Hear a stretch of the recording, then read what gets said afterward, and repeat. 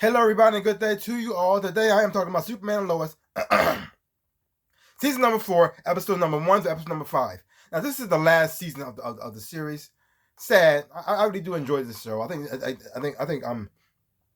Tyler Hoechlin does an amazing job as Clark Kent and as Superman as well too. How he balances two characters as well. I really do enjoy it. I really do enjoy the whole family aspect as well, and watching these two kids learning learning how to use the powers. Also, both of them are gaining powers in this season as well too. And this thing is supposed to be like 7 seasons, what I've heard, but it got cut for reasons I don't know why. But anyway, it is what it is. So now they pretty much got to wrap everything up in this one season right here, and you can tell a lot of things feel like maybe a little rush, a little bit, but they had to get there. All right, take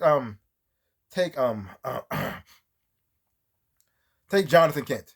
Now, Jonathan was the one who was born out the powers, but I was always hoping he was going to get powers eventually. And he does get powers in here as well too. There's this episode in here he is set with his brother because his brother whines a lot, and he has been one thing consistent with his character. He whines a lot about everything. Even when he got powers, he still whined because the girl he liked didn't like him back, and he got all weird and stupid. And then I said, "Oh my god, this character is a pain." And so the way Jonathan was acting, the kind of way how I feel a lot of times too. And he just got mad and he lashed out. He hit something, hurt his hand, and next thing you know, his powers all because of the emotions was going on, and it was going on with his father because his father's not there, and everything. And then the whole Lex Luthor situation going on, and he just lost it. And then well, his powers kicked in.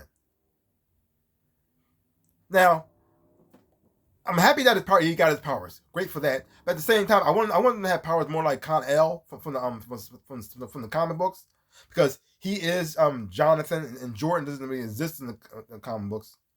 But even though Jonathan does, but that's not the Jonathan from the comic books either. So a lot of things different. So I said, okay, he'll get the powers like Superman. He'd be more like Con-El with the techno telekinesis situation, and it's like a power resembling Superman's powers, but it's different.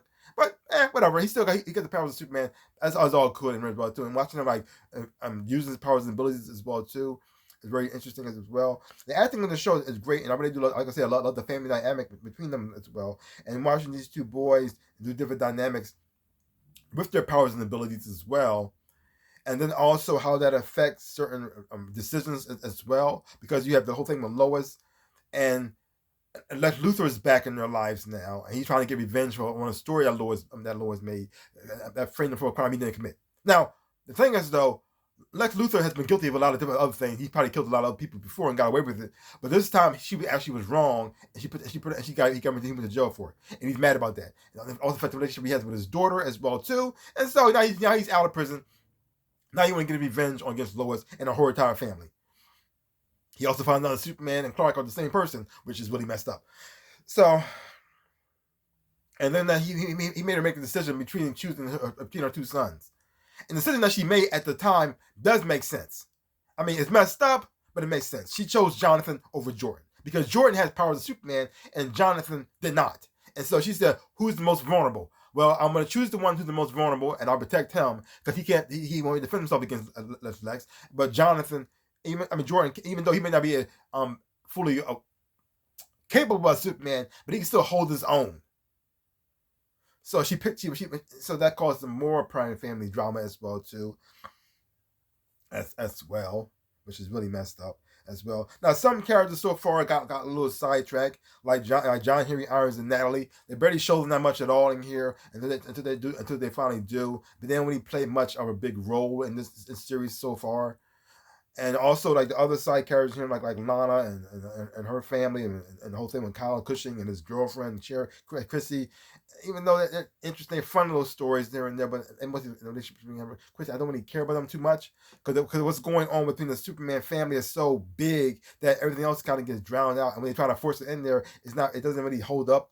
I mean, it's not like it's bad, it's just that compared to everything else, I don't really care about any of that stuff right now, but it's still fun. It's still cute to watch it as well. And then you got the whole thing going on here with with the grandfather and what happened to him. A lot of people die in here. Superman dies, the grandfather dies, and I mean a lot of things messed up in that happen. It's very emotional driven season this so far, and then the secrets is starting to come out a little bit more too. Because see, when Superman died with the hands of Doomsday, even though I don't like how they made Doomsday in this world, I'd still like that seeing Doomsday here. Like this, I like Doomsday as a character. He's very simple character. Just a ball of destruction. But then when they created him here, it makes no sense to me because Bizarro is pretty much like Superman. He just his powers are just different. But I mean, the main source powers are the same. And how Lex Luthor can kill him over and over again to make him transform into that, that makes no sense at all. But whatever. And also the guy who played Lex Luthor, Michael Kolditz, I think he's doing a great job as an actor. I just don't see him as Lex Luthor. He looks more like a leader of a biker gang, and I can't see him running a multi-billion-dollar company. It doesn't seem to match. Like Lex Luthor is not a thug. Lex Luthor is more intelligent. Can he fight? Lex Luthor actually can fight. He actually gets trained, but he doesn't get his hands dirty like that. He doesn't. He can't think that's beneath him. Even though he knows how to handle himself, hold his own. He doesn't like that. That's beneath me. He doesn't do that. That's right. He has mercy for that. And I thought they're gonna have mercy in here as well too. But he does have a female who is like a second in command, his right hand man, but it's not Mercy, which is kind of weird. This is something they can use. Mercy's more like her, like she's like his right. She's right hand man, his enforcer, like his surfer, his bodyguard. She runs the company when he's in prison jail sometimes, and helps the company even make more money as well too. She's very smart and very capable as well. That's the only person like let's put his faith into. But seeing Lex here, even though he doesn't come off as that type, because Lex should be like should be like charming and very like nice looking. He's just bald, very smart and intelligent and funny. But at the same time, there's also a darkness to him as well too, and he can be very like spiteful and mean, but to his enemies. And when he goes after you, and when others go after you, he crushes you and your whole family. Matter of fact, sometimes he doesn't even go after you. He crushes everybody around you and then have you suffer. And then he gets away with it, and you can't do nothing about it. Like he'll buy your family's house and then sell it, and then they meet on the streets like that. But the thing is, though, you can't connect it to him because he did it under some kind of other company, some other thing. And by the time it cracked on him, you won't know who did it. But you know who did it. But you can't prove he did it. Like, now your family is homeless and on the street. But this guy seemed more like he's a leader of a biker gang, and I just it's different. It's different portrayal like something I've never seen before in my life. But it's not what I wanted. But it's fun. It's interesting to watch. It's interesting. This is more different. This is a different version of Lex I've ever seen anywhere. And they show this flashback to him with that bad wig on and that big full of beard. It looks so weird because thinking that's Lex. That's Lex. I can't get really used to that really that much. But his acting performance is fine. It's just that it doesn't feel like Lex Luthor to me. But it is what it is. Yeah, special effects wise on the show, not bad for CW. The CGI when it came on the Doomsday looked kind of weird, but it is what it is. I mean, the best we can do. It's just the TV show. It's on CW. It's going to be kind of cheap, so it is what it is. So I mean, it was fine for what it was. Seeing Jonathan and Jordan use their powers and abilities as well, also very interesting as well too. And Jonathan, out of the brothers, is my favorite character. All of them, and he went through a lot. I mean, he moves to another town, loses his girlfriend, loses his place in the football team, and then he finally gets a girl. And they had to split up and go away. And then his brother, he has powers, but using them like stupidly. And he just got to watch and try to help him out as best way he can. And then he finally does get a girl back in his life. And then he about to lose her again because he can't tell about the secret. It's just so crazy.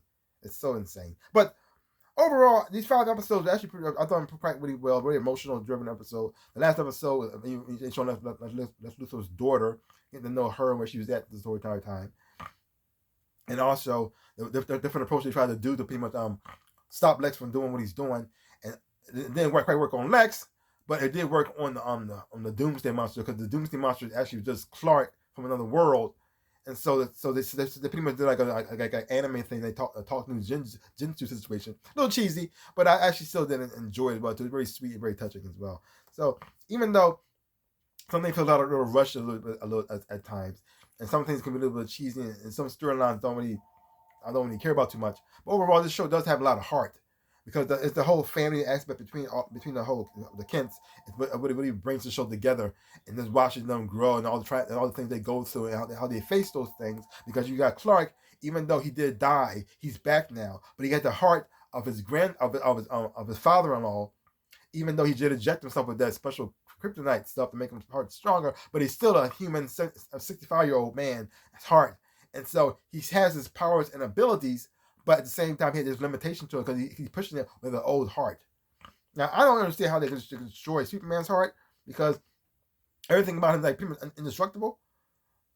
So I let that go for TV, for dramatic sake. I said, because I seen Lex Luthor stomp on his heart and crush it. I mean, how would that work? I mean, Superman's one hair could hold up like tons of weight. One hair. So, how would his heart... His eyeballs are bulletproof. How his heart would be practically indestructible too. So, whatever. Sure. Let's see I like to see where this is going to go as well too. Like I said, it has some flaws in it from here and there, but you just gotta... It is what it is. It's not perfect, but but overall, I'm still having fun watching it. I'm enjoying the storyline, the storytelling as well. So, leave your comments down below. Let me know what you thought of these 5 episodes of Superman and Lois. If you haven't watched it, check it out for yourself. Hoping you watch it, you enjoy, have fun watching it too. If you my channel, hit the thumbs up, and subscribe to my channel, and share. Links down below. Let's show my social media if you want to follow me there. Also to my store for soul, my shirts and socks, everything else and whatnot. So my shirts right here. This is my hoodie. My NinjaRabbit hoodie right here, and others I have designed as well. Season some boxes, I would appreciate it. Like I always say, in my dream of a life, I am the NinjaRabbit. Peace out, people.